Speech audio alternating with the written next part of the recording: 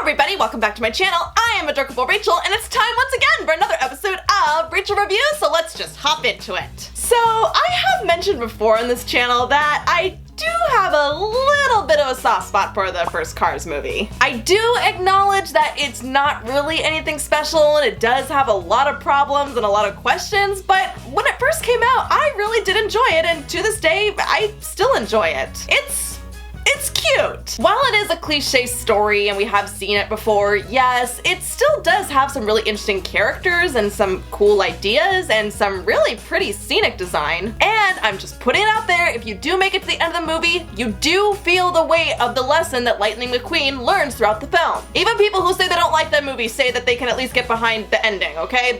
They like that. But don't go thinking too hard about how this universe works, okay? Like how there's cars and there's like no people and they just kind of coexist as if they were people. I get it, okay? But if you think too hard, then yes, your brain will explode. So just, you know, be cautious. Now the second film, on the other hand, yeah, I think we can pretty much all agree that it's the worst thing that Pixar ever made. From beginning to end, an unnecessary hot mess. So this third Cars movie, yep, there's a third one. Even though I readily admit that I enjoyed the first movie, when I heard the news that there was gonna be a third one, even I was like, wow. Really? So anyway, when this third Cars movie was coming out, it kind of felt like Pixar was almost making an apology for the second film. Or at least, that's kind of what the advertising made it look like. I mean, when that first teaser came out, everyone was just talking about how, like, dramatic it was, and Lightning McQueen is, like, doing a big flip through the air after crashing into a wall. So we're getting a more serious Cars film that's totally gonna make up for the pointlessness of the second one.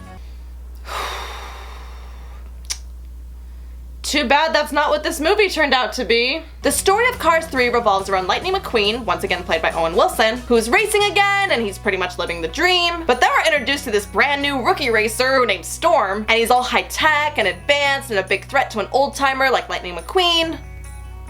Old-timer. And in a really desperate attempt to beat Storm in a race, Lightning McQueen actually gets into an accident, which is of course what we saw in the trailers. He ends up going to car rehab for a couple of months. I guess he was sent to a garage or something to recoup. I don't know. But he ultimately decides that he's not gonna let this get him down and he's not gonna retire like everyone says he should. So he's put together with this racing trainer named Cruz Ramirez, who's going to help him get smarter and better at his game so he can finally beat Storm, and then I guess he doesn't have to retire. Where do I start? Well, for one, you know that part of the trailer we were just talking about that's like really dramatic and over the top and it basically looks like Lightning McQueen dies? Yeah, that is pretty much the most dramatic part of this whole entire movie. And when you actually sit and watch the whole thing and realize that, it kind of makes it seem like they just put that in just so that they could get us hyped for this movie. Apart from that, everything else is just really mellow and light by comparison, and there really is not that much weight to the drama. Also, one of the biggest parts of the film that like drives the motivation of Lightning McQueen is that there's all this stuff about him taking on brand deals rather than going back to racing. There's a lot of people just telling Lightning McQueen that he should give up and just stick to selling products because he's past his prime. Because that's what kids came to see, right? Discussions on branding deals.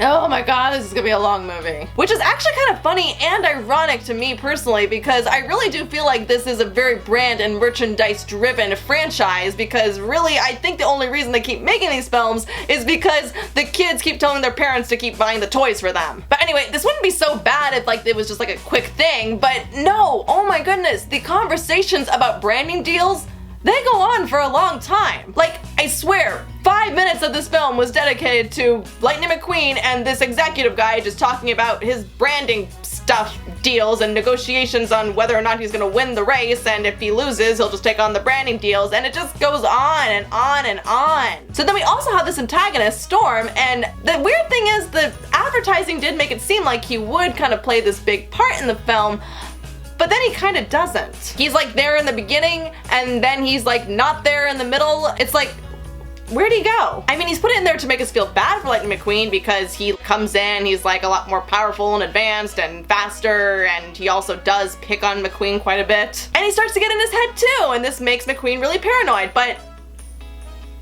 the thing is, I don't care. Let's face it, Storm has a really weak setup in this film, and he really is just kind of put there so that Lightning McQueen has someone to go up against. There's a huge chunk in the middle of the film where we don't even see him. They just kind of like talk about him and say, we gotta beat him and we just gotta do better than him and be smarter than him. And what also kind of sucks is that Lightning McQueen's kind of a jerk in this film. And I mean, not like in the way in the first film where he like got his comeuppance and then had like learn a, you know, good lesson because of it. Like in this one, it really didn't make me root for him, unfortunately. Also, Lightning McQueen's girlfriend is completely sidelined in this film, and she's really just there as moral support for like, you know, 2 scenes, and that's it. I can't help but wonder if Bonnie Hunt like actually looked at all of her lines and was like, oh, really?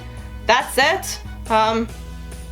Well, you're paying for my summer home, so okay. So instead of having her as the moral support throughout the film, we instead get Cruz Ramirez. Now, she was okay as a character. Actually, you know what? She was more than okay. She was actually a pretty good character. She had this really sincere enthusiasm about her, and you could really tell that she really wanted to help Lightning McQueen, and she was talking about how she, like, you know, grew up watching him and just wants to help him become a better racer. And it turns out that Cruz actually does kind of play a big part in the climax, but it's kind of weird because it really comes out of nowhere. And really not in a good way, because it's not like, oh wow, they went with that. Wow, I didn't see that coming. No, it's more like, wait, really? We're doing this? So clearly this film does have a lot of problems, and you could definitely nitpick about a lot of the really annoying out of nowhere and out of context stuff, but did I like anything about this film? Well, I actually do really like that we do go back to Radiator Springs for a little bit. Again, I liked the first film, I liked Radiator Springs, I liked a lot of the characters, they were really interesting, even though it was kind of brief for all of them in this film, but it was still really nice to go back to all that. And of course, Mater's in this film again, and I get it, a lot of people don't really like him, but you know what, actually,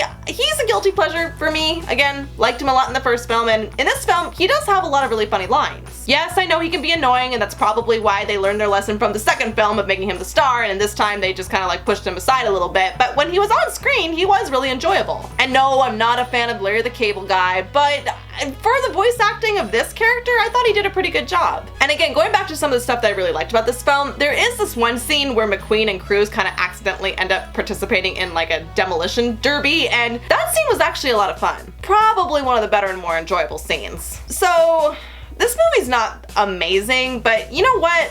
This is really what Cars 2 should have been. I mean, the last movie, you got cars as spies. I mean, who thought of this? This makes no sense. But this movie, I mean, it's mediocre, and we have seen this plot a lot in other films, especially in like the Rocky films, but I admit, at least it has a point to it. And they actually do have cars doing car things, like, again, redneck demolition type derby things and racing. And there's even a couple of really good car jokes in it. The story can drag a little bit, and it is a little dull, and the point doesn't always seem clear, but you can at least tell that it's there. And the reason for that is because, without giving too much away, I really do like the moral that they present to us at the climax. You know, a lot of kids' films are always trying to drive in the whole follow your dreams lesson, or about how to not listen to the naysayers, but what I do like about this film is that they do actually dive a little deeper into all that. And I liked it. I don't think I've really seen something like that in a kids' film before. But besides that, and also some decent creativity that was put into this film,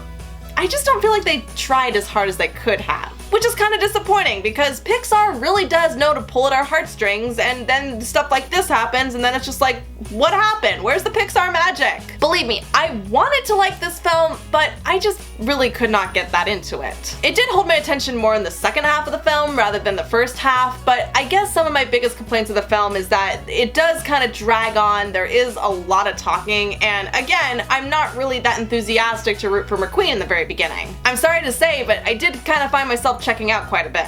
Also, I went to a screening that was really late in the evening, so there weren't any kids present, but I've unfortunately kind of been hearing that there have been a lot of screenings that people have went to where the kids weren't really paying attention. Oof, that's really not good if you're losing their attention too. The movie is no Cars 2, thank God, but it is a pretty standard story, and there doesn't really feel like there's that much at stake, and again, besides some creativity and some funny moments, it's it's just kind of It was just kind of okay, and unfortunately didn't really have the charm of the first movie. But hey, I mean, if you like the Cars franchise, then you probably will like this one. At least you'll enjoy seeing the characters. And I will admit that if you do see it with the surround sound, with all the really cool car sounds and the 3D effects and everything, you know, if you go to that kind of theater, then yeah, you'll probably get your money's worth. But as far as my experience,